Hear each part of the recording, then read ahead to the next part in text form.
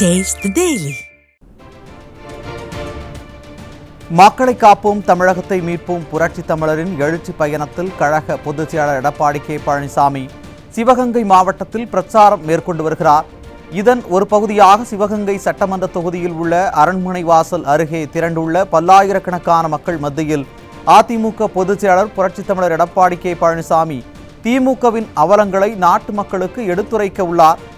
இதுகுறித்த கூடுதல் விவரங்களை தலைமை செய்தியாளர் ஜெயக்குமார் வழங்க கேட்கலாம். வணக்கம் ஜெயக்குமார், கூடுதல் விவரங்களை வழங்கலாம்.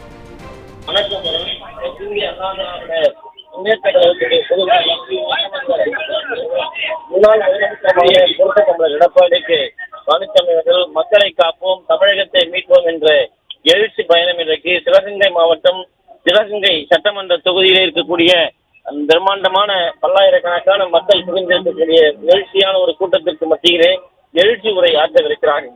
சிவகங்கை மாவட்டத்தை பொறுத்தளவிற்கு அனைத்து இந்திய அண்ணா திராவிட முன்னேற்ற கழக ஆட்சியிலே பல்வேறு சாதனைகள் செய்யப்பட்டிருக்கிறது. சிவகங்கை மாவட்டம் புரட்சித் தலைவர் எம்ஜிஆர் காலத்தில் உருவாக்கப்பட்டது. அதே போன்ற கழக ஆட்சியில் சிவகங்கையில் வேலு நாச்சியாருக்கு மணிமண்டபம் அமைக்கப்பட்டு அவரது பிறந்த தினத்தை அரசு விழாவாக அறிவித்தது அனைத்து இந்திய அண்ணா திராவிட முன்னேற்ற கழகம். மருதுபாண்டிய மணிமண்டபம் அமைக்கப்பட்டது. அதே போன்று அவரது பிறந்த தினத்தை அரசு விழாவாக அறிவித்தது அதிமுக. சிவகங்கையில் சுதந்திர போராட்ட தியாகி வீரத்தாய் குயிலுக்கு நினைவு தூண் அமைத்தது புரட்சி தலைவி அம்மாவினுடைய அரசு. காளையார் கோவில், திருபுவனம், அதே போன்று சிங்கமுனரி ஆகியவற்றை தனி தாலுக்காவாக அறிவித்து தாலுக்கா அலுவலகங்கள் அமைத்துக் கொடுத்தது அனைத்து இந்திய அண்ணா திராவிட முன்னேற்ற கழக அரசு.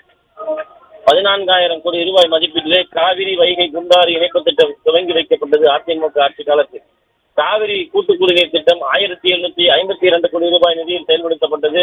காரைக்குடி, திருப்பத்தூர், தேவக்கோட்டை ஆகிய பகுதிகளில் சுற்றுச்சாலை அமைக்கப்பட்டது. சிவகங்கை மாவட்டம் ஊரக வளர்ச்சி முகமை தனியாக ஒரு கட்டிடம் அமைத்துக் கொடுத்தது. சிவகங்கை மாவட்டம் முழுவதும் 4,500க்கும் மேற்பட்ட ஊரணிகள், 1000க்கும் மேற்பட்ட கண்மாய்கள் குடிமராமத்து திட்டத்தின் கீழ் தூர்வாரப்பட்டு நீர்நிலைகள் பாதுகாக்கப்பட்டு மேலாண்மை செழிப்பதற்காக அதிமுக அரசு வகித்தது. அதே போன்று சிவகங்கை மாவட்டம் முழுவதும் சுமார் 200 கிலோமீட்டர் மேல் இணைப்பு சாலைகளை அமைத்துக் கொடுத்தது. அதே போன்று 2011, 2021 ஆண்டுகளில் 1000 கிலோமீட்டருக்கு மேலே புதிய சாலைகள் அமைத்துக் கொடுக்கப்பட்டது. முடங்கி கிடந்த சிவகங்கை மாவட்டத்தில் மத்திய வங்கி 12 கோடி ரூபாய் நிதி வழங்கி அதற்கு உயிரூட்டி இன்று நிகர லாபத்தில் இயங்க செய்தது அதிமுக அரசு. அதே போன்று அனைத்து இந்திய அண்ணா திராவிட முன்னேற்ற கழக ஆட்சியிலே சிவகங்கை அரசு மருத்துவக் கல்லூரி மருத்துவமனைக்கு பல கோடி ரூபாய் மதிப்பீட்டில் விரிவாக்க கட்டிடங்கள் வழங்கியது. அதே போன்று கழக ஆட்சியிலே சிவகங்கை முழுவதும் சுமார் 50க்கும் மேற்பட்ட பள்ளிகளை மேல்நிலைப் பள்ளியும் உயர்நிலைப் பள்ளிகளாக தரம் உயர்த்தப்பட்டது.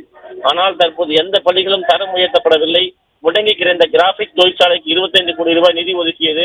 புனரமைப்பு செயல் வளர்ச்சிக்கு அதாவது வித்திட்டது அதிமுக அரசு. சிவகங்கை மாவட்டம் முழுவதும் 6,000 மகளிருக்கு அம்மா இருசக்கர வாகனம் வழங்கப்பட்டது. சிவகங்கை மாவட்டத்தில் 30 அம்மா மினி கிளினிக் அமைக்கப்பட்டு பொதுமக்களுக்கு பயன்படுத்தி வந்ததை இந்த விடியா திமுக அரசு ரத்து செய்திருக்கிறது. சிவகங்கை, காரைக்குடி, தேவக்கோட்டை அதே போன்று அம்மா உணவகம் அமைத்துக் கொடுக்கப்பட்டது. சிவகங்கை புறவழிச்சாலை அமைத்துக் கொடுக்கப்பட்டது. அதே போன்று உப்பாற்றில் 10 கோடி செலவில் தடுப்பணை அமைத்துக் கொடுத்தது கழக அரசு. 7 கோடி ரூபாய் மதிப்பீட்டிலே அரண்மனை சிறுவழியில் மேம்பாலம் அமைத்துக் கொடுக்கப்பட்டது. சிவகங்கை பேருந்து நிலையத்தில் விரிவாக்கம் செய்தது. மேற்கூரை அமைக்கப்பட்டது. மன்னர் துரைசிங்கம் அரசு கலைக்கல்லூரியில் 3 கோடி ரூபாய் மதிப்பீட்டில் எம்ஜிஆர் நூற்றாண்டு விழா கட்டிடம் அமைத்துக் கொடுத்தது. 3 கோடி ரூபாய் மதிப்பீட்டிலே கலையரங்கம் அமைத்துக் கொடுத்தது. அரசு மகளிர் கலைக்கல்லூரி பல கோடி ரூபாய் மதிப்பீட்டிலே கட்டிடங்கள் உருவாக்கப்பட்டது. அதே போன்று பல காலங்களாக தூர்வாரப்படாமல் இருந்த கால்வாய் தூர்வாரி பெரியாற்றின் தண்ணீரை கால்வாய் மூலம் சிவகங்கை கொடுத்து பல்வேறு திட்டங்களை அதிமுக அரசு செய்து கொடுத்தது.